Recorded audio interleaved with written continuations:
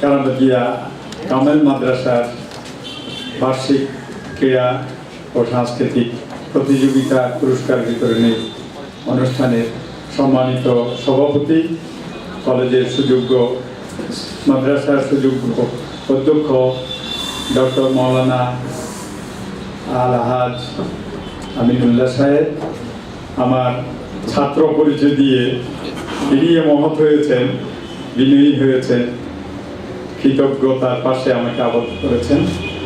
এখানে প্রধান আকর্ষণ আমাদের মান্যবর জেলা প্রশাসক নোয়াখালী, তিনি বেশি দিন হয় নাই এসেছেন, কিন্তু যারাই তার সান্নিধ্যে তার কাছাকাছি এসছেন, আমারও এখন তো চাকরি নেই, কালে ভদ্রে যাই, যে সহৃদয়তা, যে আন্তরিকতা, যে উদার মহৎ ব্যবহার দিয়ে তিনি হৃদয় জয় করার অপ্রতিদ্বন্দ্বী একটা সামর্থ্যের অধিকারী।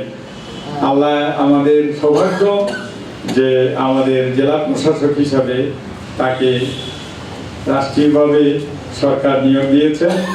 তার সুস্বাস্থ্য, দীর্ঘজীবন এবং এখানে অবস্থানকালে নোয়াখালীর জন্য তিনি যে উন্নয়নের ধারা, আমি একটা জিনিস উল্লেখ করব, শুক্রবারে পরিচ্ছন্নতা নোয়াখালী নামে একটা অভিযান তিনি চালিয়েছেন।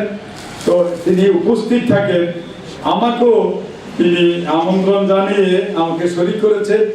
আমার কাছে অনন্য সাধারণ এক নজির, কারণ মনের মধ্যে সেই পরিকল্পনা না থাকলে, আর আপনারা যদি কেউ কোর্ট বিল্ডিং এর পেছনে যান, এটা জঙ্গল ছিল, সাপের, চোখের, পোকামাকড়ের একটা আস্তানা বা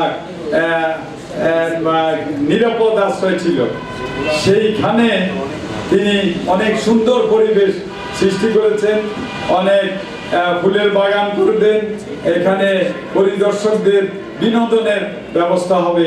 তো এই যে কর্ম প্রচেষ্টা, এই পরিকল্পনা শুধু ক্ষমতা থাকলেই নয়, ক্ষমতার সঠিকভাবে এবং জনকল্যাণে এবং মঙ্গলে ব্যবহার করা, তার যথেষ্ট সামর্থ্য ইতিমধ্যেই তিনি প্রদর্শন করেছেন।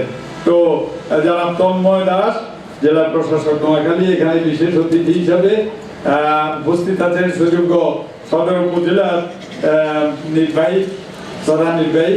তো আপনারা এখানে পরিচালনা পর্ষদের সদস্যবৃন্দ আছেন এবং শ্রদ্ধেয় শিক্ষক মন্ডলী আছেন, যাদের উদ্দেশ্যে আজকের এই অনুষ্ঠান। প্রিয় ছাত্রছাত্রী ভাই বোনেরা, আসসালামু আলাইকুম। সম্মানিত অধ্যক্ষ মহোদয়ের সূচনা বক্তব্যে তিনি সংক্ষিপ্ত অথচ আকর্ষণীয়ভাবে তিনি এই মাদ্রাসার ঐতিহ্য, ইতিহাস এবং বর্তমান প্রেক্ষাপট তুলে ধরছেন। আমি সেদিকে যাব না, তবে এটা যে ঐতিহাসিক এবং ঐতিহ্যমণ্ডিত 1850 সাল থেকে 2019, এটাই প্রমাণ করে যে এটা সুপ্রাচীন এবং এই বিদ্যাপীঠে অনেক গুণী, জ্ঞানী, ধর্মীয় আলেম, পীর, কামেল ব্যক্তি গিয়ে সারা বাংলাদেশ এবং সারা পৃথিবীর আনাচে কোনাচেও অবস্থান নিয়েছেন।